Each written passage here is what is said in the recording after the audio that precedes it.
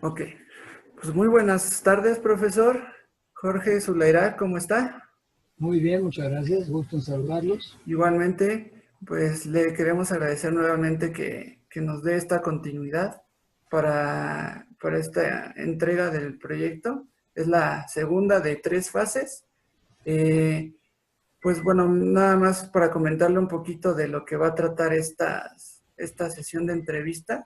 Es sobre la información que, bueno, previamente compartimos con usted acerca del desentendimiento moral, entendiéndolo como, dando un pequeño ejemplo sobre una persona que puede llegar a tener muy claros sus principios, sus valores, y sin embargo sus acciones las limita a sí mismo y puede llegar a presentarse algunas acciones poco morales, poco éticas, y al respecto no va a actuar esta persona porque es desentendida moralmente, sino refiriéndonos a que se limita a su persona, digamos. Ahora bien, continuando con el ejemplo de la organización a la que usted se dedica, nuestra primera pregunta sería, la manera en la que el desentendimiento moral incide tanto en la función social de su organización, así como en la consecución de sus bienes internos, refiriéndonos a los bienes internos como aquellos principios de la empresa. ¿Cómo incide el desentendimiento moral? Bueno, en primer lugar, el desentendimiento es una expresión un poco complicada en estos días, ya que dentro de las organizaciones como las de un servidor, todos los participantes de la empresa, empleados, ejecutivos, obreros, asesores externos, etcétera, todos trabajan siempre en común, guiados hacia el objetivo principal de lo que es la empresa. Acuérdense que todas las empresas están orientadas a lograr un producto o un servicio. En caso de que sea un servicio sin costo, acuérdense que están las fundaciones, que son la asociación civil, o bufetes de abogados, son sociedad civil, que sí tienen lucro, y la clásica sociedad anónima de capital variable, que está inscrita probablemente siempre en la casa de bolsa. Entonces, para que esta expresión de sentimiento moral no afecte realmente al desempeño final, que es lo que se busca en la empresa, se tiene que lograr una integración del capital humano, que es el personal, desde la filosofía, el pensamiento del director general de la Junta de Administración, en este caso un servidor, hasta el más sencillo colaborador de la empresa. Entonces, la capacitación se divide realmente en varias partes. Una de las partes es darles una introducción y capacitación primero a lo que es la empresa, cuáles son sus partes, digamos si son departamentos de producción, ventas, mercadotecnia, compras, ingeniería, servicio. Entonces, la persona que labora dentro de la empresa está primero que nada ya consciente del objetivo de que todos estos departamentos o gerencias están enfocados a un bien común. Segundo, al conocer a fondo la filosofía de la empresa, por ejemplo, si hay una empresa grande ya tiene cuál es la filosofía, pues somos el mejor productor de equipo eléctrico en el mundo. ¿Cómo lo van a lograr? Pues cuidando que su calidad y servicio sea competitivo internacionalmente. Luego, bajando desde, digamos, el último escalón de dirección a los siguientes escalones y direcciones, por ejemplo, la gerencia, vamos a llamarle ingeniería, personal, ventas, los gerentes, al conocer muy bien cuál es el objetivo y la filosofía y los valores de la empresa, tienen que hablar con su personal y hacerse responsables de que lo vayan a cumplir. Para esto, entonces, se tiene que lograr una evaluación, vamos a llamarle periódica, en que se le hace un análisis a los resultados de las personas de cada oficina, de cada departamento, en cuanto a su desempeño con relación a los objetivos de la empresa, donde entra la parte ética, la parte técnica, la parte de equipo, trabajar en equipo, la parte, digamos, humanitaria, etcétera, ¿no? Entonces, si hay algún caso de desistimiento, fíjense que lo importante es que desde los niveles más cerca del mercado o del punto de entrega a los clientes, en este caso el mercado, tiene que darse cuenta que algo anda fallando. Ahora, la pregunta es, ¿esa falla qué nos implicaría? Uno, pues a veces pueden ser desperdicio, mala calidad, falta de entrega a tiempo, mal servicio al cliente. Entonces, finalmente, el que está frente al output de la empresa, lo tiene que detectar e irse para atrás para ver en dónde está fallando primero su departamento. Una vez que se sabe cuál es el departamento involucrado, vamos a involucrarnos con el personal. Y ahí es donde nos damos cuenta que si ha habido un problema de desistimiento, ya sea por fines económicos, morales o éticos, ¿por qué llegó a ese punto o a esa decisión? Entonces, la responsabilidad finalmente dentro de una organización grande o mediana o hasta muy pequeña, puede ser una empresa pyme, digamos de 9 a 10 empleados, tiene que ser supervisada y platicada entre el que está de director general con 9 o 10 personas o 90,000, como es el caso de Jean Lete, o 900,000, ¿no? Para que, si hubo ese caso, darle oportunidad a la persona que nos diga el por qué, cuál fue sus motivos y hacerle ver, antes de cualquier otra caución o cualquier otra recomendación, hacerle ver cómo en una empresa la cadena de resultados, pues es una cadena muy parecida a la cadena de producción, en donde la salida de esta persona es el input del siguiente, y así va en cadenita, departamento por departamento. Entonces, esta primera pregunta yo diría que se contestaría muy bien siempre y cuando la empresa tenga la filosofía de la ética de la empresa totalmente imbuida en el personal, desde el gerente general hasta el último empleado, y saber que las evaluaciones pues no son para castigo, sino son realmente para un desempeño. En caso que haya una desviación, se tiene que hacer saber, analizar vis a vis con la persona que tiene ese problema y ver cómo se puede resolver. Finalmente, el capital humano y las relaciones dentro de la empresa pues son las que mueven a la empresa. Entonces, los encargados de cada área, generación y todo, tienen que estar pendiente que su personal no tenga un desistimiento o resentimiento que no lo pueda comunicar, porque entonces él se dará cuenta de lo que afecta a su propio departamento y lo que afecta al comportamiento de la empresa. ¿Vale? Excelente, profesor. Sí, consideramos muy importante, como usted menciona, que se evite a toda costa este desentendimiento a todos niveles de la empresa, porque cada cada sección de la empresa tiene su función y su importancia para poder llegar a conseguir los objetivos principales de la misma.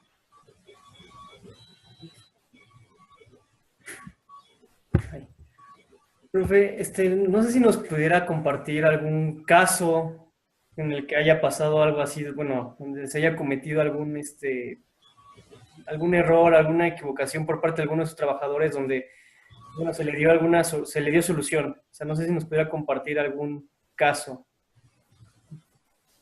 Bueno, pueden haber, como estábamos platicando, casos típicos, como en todas las empresas, de que algún trabajador, por algún motivo, por aspectos personales o por aspectos técnicos, haya tenido un problema, primero, dentro de su propia esfera de comportamiento y responsabilidad. Entonces, fíjate, alguna vez nos tocó mandar a analizar unos motores de corriente alterna para un ingenio. Entonces descansamos en el criterio y el entrenamiento, desde luego, del manejo de instrumentos de este maestro eléctrico del taller. Esta persona, obviamente, pues tenía años de experiencia en las pruebas en campo, pruebas en laboratorio, en reparaciones, y se mandó a checar el motor del cliente en su propia fábrica. El caso típico que te podemos ilustrar es que este técnico de servicio hizo las pruebas y por algún motivo pues optó por no decirle la verdad al cliente y a nosotros también. Entonces, fíjense, es una falta de criterio de información en que el empleado de la empresa tiene, fíjate, tiene la mano, la bandera de la empresa, o sea, él representa a tu empresa. Llega al campo, hace una prueba, a lo mejor por prisas en ese día no la hizo bien y dio un reporte, digamos, amañado para irse rápido porque estaba fuera de México, etcétera. Entonces, nos da el reporte. Nosotros, en base a este reporte, se hace un presupuesto, un análisis de cuánto costaría la reparación de este motor, o bien, como lo hemos platicado también, el reemplazo de un motor nuevo, quizás de alta eficiencia, o bien uno de reconstruido. Entonces, le damos el reporte al cliente, se le da el presupuesto, se le da el diagnóstico, o sea, el dictamen, ¿con base en qué? Fíjate, con lo que nos había dado nuestro técnico de servicio mecánico. Resultó que el cliente también, con su propia gente, como pueden ustedes comprender, un ingenio, una fábrica grande, pues también tienen su personal experto en mantenimiento. Entonces, aquí llegamos a un conflicto entre que la prueba del hombre de mantenimiento dentro de la empresa no checaba con los datos del técnico que mandamos a servicio. Entonces, fíjate el conflicto, ¿no? ¿A quién le vamos a hacer caso? ¿Y cuánto cuesta resolver el problema? En este caso, el desistimiento o la falta, digamos, de probidad del técnico de servicio, pues causó este problema que se tuvo que resolver, pues de alguna forma, finalmente, cara a cara con el cliente y explicarle, bueno, miren, de acuerdo a nuestras pruebas, el motor tenía una fase quemada, entonces era recomendable rebobinarlo completamente. Por otro lado, el gerente de mantenimiento del ingenio nos dijo, bueno, nosotros ya lo checamos y vemos que realmente el motor está bueno, pero está húmedo. Pues la diferencia entre la humedad y estar quemado en una fase pues es tremenda, ¿no? Pues de haber cotizado, fíjate, una reparación, digamos, de 150,000 pesos a un secado en taller de 50,000 pesos, pues hay mucha diferencia. Pues fíjate cómo un comportamiento de un empleado que no da la parte, en este caso era moral y ética, de una prueba. Hace quedar mal, por un lado él queda mal con su gerente de servicio, vamos a decir, este técnico respondía reportaba al gerente de servicio de campo. Entonces el gerente decía, bueno, ¿qué pasó? Miguel, ¿cómo te fue? No, pues fíjate que hice la prueba y yo detecté esto y el cliente me está diciendo otra cosa. Entonces, en estos casos difíciles, para evaluar cuál es, ahora sí, la decisión a tomar. Eso es el caso que nos tomó en ese momento y finalmente, pues siempre una empresa, ustedes lo saben, le debe dar una buena parte de razón al cliente. Entonces tuvimos que ir y decirle, miren, no se preocupe, hubo un error, a lo mejor nuestro técnico, su instrumento no estaba bien calibrado, vamos a ir a hacerle otra última prueba sin costo para usted. Entonces finalmente, esa fue la solución, tuvimos que pagar un poco más de la empresa para hacer un segundo análisis de campo, una mejor prueba, es decir, efectivamente, fíjese que por alguna falla de los instrumentos, para no echarle la culpa a una persona, porque siempre es feo decirle, fíjate que falló Miguel, ¿no? Entonces, efectivamente, su motor está húmedo, tú marca unos megons muy bajos, ¿no? En una fase más que en otra. Entonces, lo recomendable es que nos lo mande al taller y nosotros con mucho gusto lo vamos a meter al horno, vamos a barnizar, vamos a secar y se lo vamos a garantizar. Pero fíjate cómo toda una falla de transmitir la información verdadera y a tiempo causa una serie de problemas. En este caso, ¿verdad?, se pudo resolver sin mayor consecuencia. Imagínate si ese motor es un motor, por ejemplo, de los de Cutzamala, que bombean el agua a la Ciudad de México y que son de 10,000 caballos, ¿verdad? Pues imagínate lo que cuesta una reparación o un servicio de motor de 10,000 caballos de 13,000 volts, y puede costar $1,000,000 contra un secado de un motor pequeño 50,000, ¿verdad?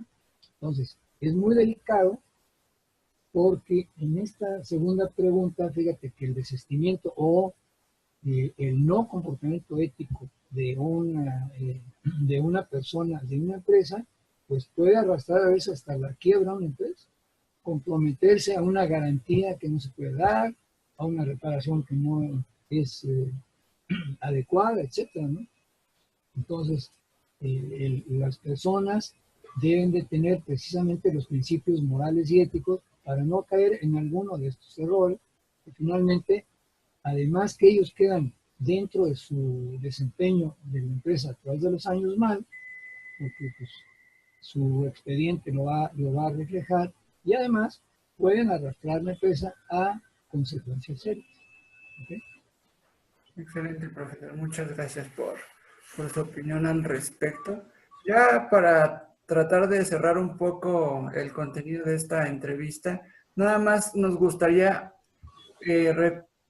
recordar un poco los mecanismos que hemos compartido con usted acerca del desentendimiento moral. Le vamos a brindar algunos ejemplos para que después usted nos dé su opinión acerca de cuáles cree que son las principales razones por las que se da el desentendimiento moral, y a ver también si nos puede compartir alguna estrategia para evitar que esto ocurra. Algunos ejemplos de los mecanismos o resortes para que ocurra el desentendimiento moral podrían ser el desplazamiento de la responsabilidad, refiriéndose a que una persona podría dejar que alguien más haga lo que él podría hacer por él solo. También podría aplicar la distorsión de las consecuencias, que pueden disminuirse virtualmente los efectos de una acción, pensando en que en realidad, que tal vez no son tan graves como parece, o que la toma de decisiones se deshumanice a los implicados, que no se le dé el valor a las personas implicadas con las decisiones que uno está tomando. Entonces, nos gustaría saber su opinión sobre cuáles cree que son las principales razones por las que el desentendimiento moral ocurre, y o alguna estrategia que usted crea buena para poder combatirla. Yo pienso que, como platicamos hace un momento de las dos preguntas y el caso anterior, la estrategia de evitar ese tipo de problemas morales junto con los problemas éticos, laborales.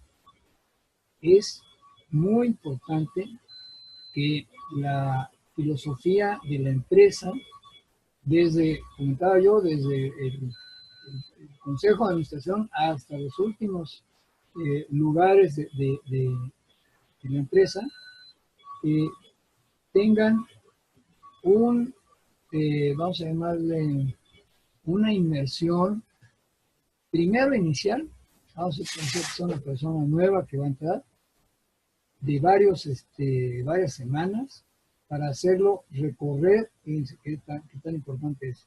Si la empresa tiene, por ejemplo, una planta de producción, tiene un almacén, tiene distribuidores en el país, en el mundo, cuál es su responsabilidad en cuanto a en qué departamento, en qué nicho se va a acomodar. ¿Cuáles van a ser, fíjate, sus ventajas y beneficios de trabajar ahí? ¿Y cuál puede ser las consecuencias de una falla? Todo esto se tiene que lograr a base de una capacitación y entrenamiento continuo.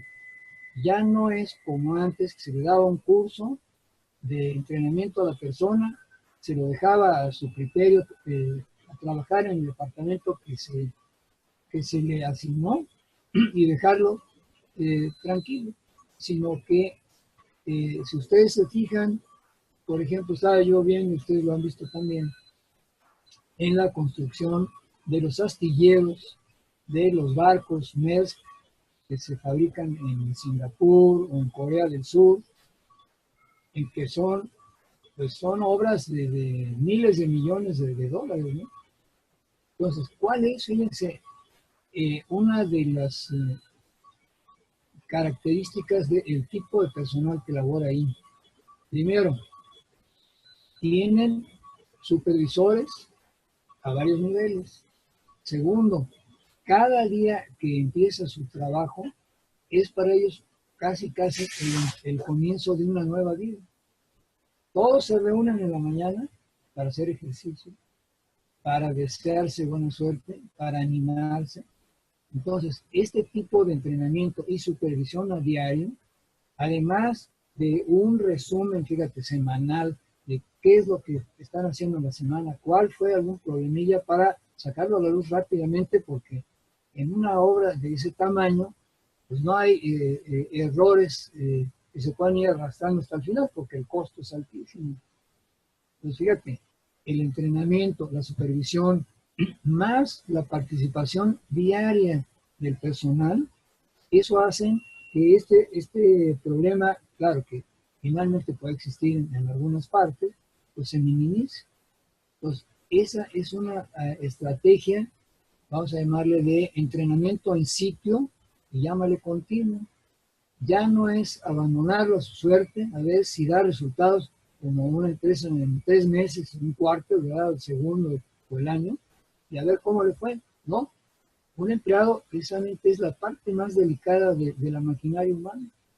La maquinaria humana, pues el tocarlo, el saludarlo, el estar con él, el estarlo supervisando y viendo que a la gente le interesa lo que está desarrollando, eso le va a dar un ánimo moral superior a cualquier promoción, a cualquier retribución que le podamos dar monetaria, ¿verdad? Claro, es importante la parte monetaria, porque todos trabajamos para lograr un sueldo, un ingreso, una ganancia, pero la parte de personal diaria y el contacto humano es algo que no se puede dejar a un lado. Por eso, repito, en los grandes astilleros, las grandes fábricas, por ejemplo, de turbinas, de barcos, de aviones, deberían ustedes de ver el compañerismo y las reuniones que se tienen al empezar el día, al terminar la semana, al terminar el mes, para que todos estén conscientes de la importancia de su puesto. Esa es la realidad de la vida. Las personas nos sentimos importantes. Y el primer pensamiento filosófico es darle la importancia a la persona. ¿Y cómo se la da? Pues a través de estas estrategias, ¿verdad?, que acabamos de mencionar. Excelente, profesor. Pues muchas gracias. Con esta aportación que nos acaba de brindar, hemos cubierto el material necesario para esta entrevista. Daríamos finalizada esta parte, digamos, de la colaboración con usted. Ya nada más restaría una tercera, pero bueno, nosotros nos estaríamos poniendo en contacto con usted, pero por lo pronto, muchas gracias, profesor. Muy bien. Espero que les haya gustado los comentarios. ¿Cómo ven? Claro que sí, profesor. Muy, muy buena aportación de su parte. Okay. Bueno, pues muy bien. Muchas gracias, profesor. Que tenga muy buena noche. Igualmente les agradezco y qué gusto en vernos. Igualmente, prof. Y por ahí nos vemos el jueves, ¿ok?